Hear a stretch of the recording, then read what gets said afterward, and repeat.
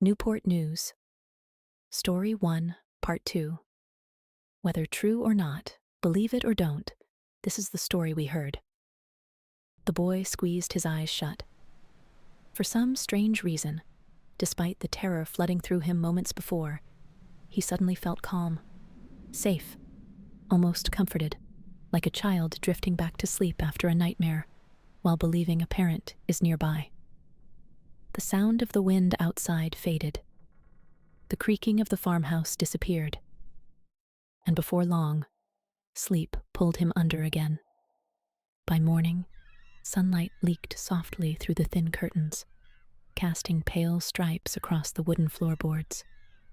The smell of salt and marsh drifted through the cracked window screens as seabirds cried somewhere in the distance. The boy sat up slowly in bed. For a moment, he convinced himself it had only been a dream, just a nightmare.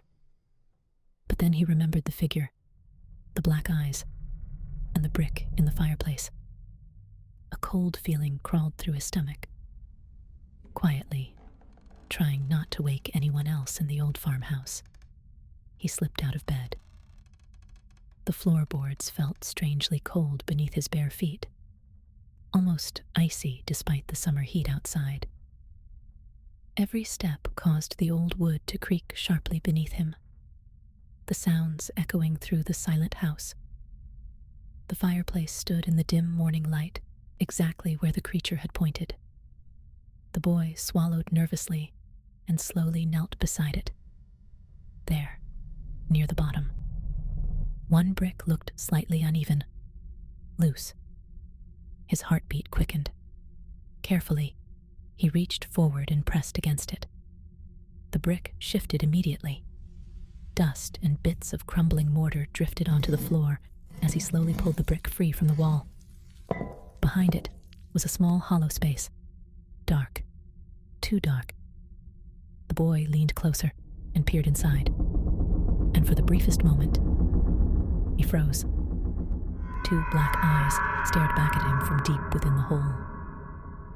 The same endless black eyes from the night before. The boy gasped and jerked backward so quickly he nearly fell over. His heart pounded violently in his chest as he rubbed his eyes hard, trying to force himself awake. When he looked again, the eyes were gone.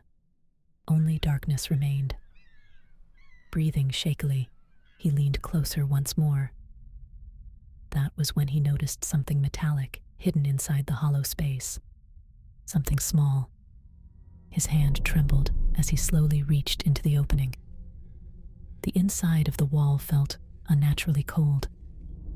For a second, he almost expected something to grab him from within the darkness. But instead, his fingers wrapped around metal. He carefully pulled the object free. An old iron key, heavy, blackened with age, and carved into the top of it were strange symbols he did not recognize. The boy stared at it silently. Then his eyes slowly drifted toward the cellar door, toward the locked chest below the house. The boy slowly looked around the farmhouse. Everything was silent. The morning light barely reached into the main room, and from what he could hear, his mother was still asleep. He tightened his grip around the old iron key. For some strange reason, the key no longer felt like just a piece of metal. It felt alive, warm, almost pulling him forward with a force he could not explain. Toward the cellar, toward the chest. Quietly, he crossed the creaking floorboards and opened the cellar door. The old hinges groaned softly as cold air drifted upward from below. He started down the wooden steps. 1, 2, 3. The deeper he went, the stranger everything felt. Time itself seemed to slow around him. The cellar stairs could not have been more than 12 steps, yet they stretched endlessly downward into shadow, as if the distance had somehow changed. The air grew colder with every step, thick and heavy against his skin. Finally, his feet touched the cellar floor. The boy turned and looked back up the staircase. The light from above looked impossibly far away now, like a tiny square sitting at the end of a tunnel miles long. Fear twisted in his stomach, but something stronger kept pulling him forward.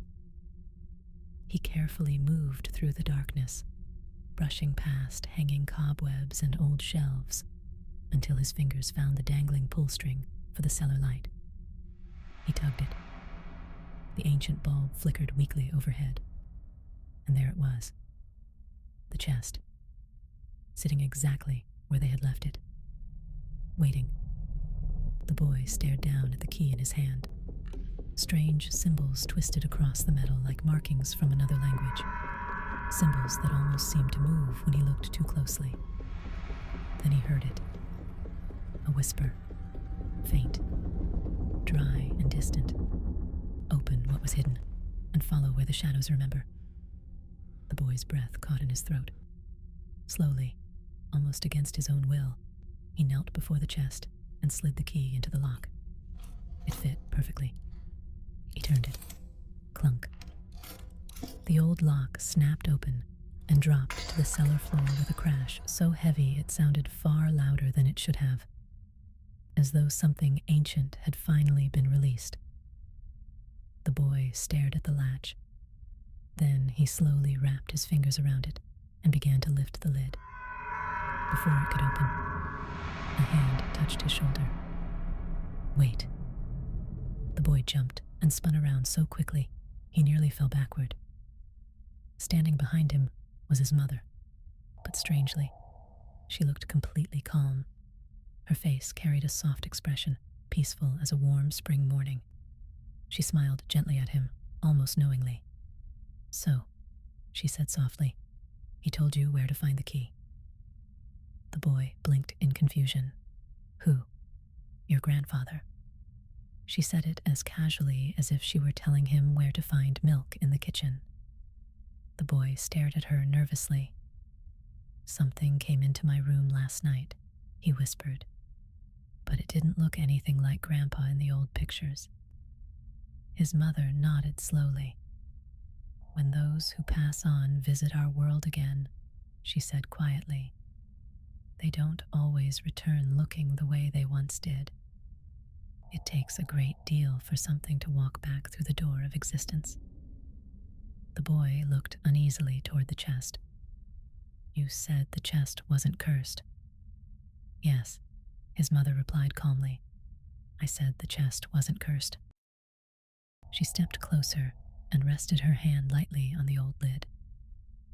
But I never said the things inside it weren't. The cellar suddenly felt even colder. The weak light bulb above them flickered once, then again. His mother sighed softly. I know you're going to look anyway, she said, even if I locked it again, even if I carried it out into the ocean and sank it beneath the bay. You would still come searching for it. The boy said nothing, because deep down, he knew she was right. His mother slowly knelt beside him. So, before you open it, she said quietly, you need to understand something. Her fingers traced across the old wood. Everything inside this chest has a story.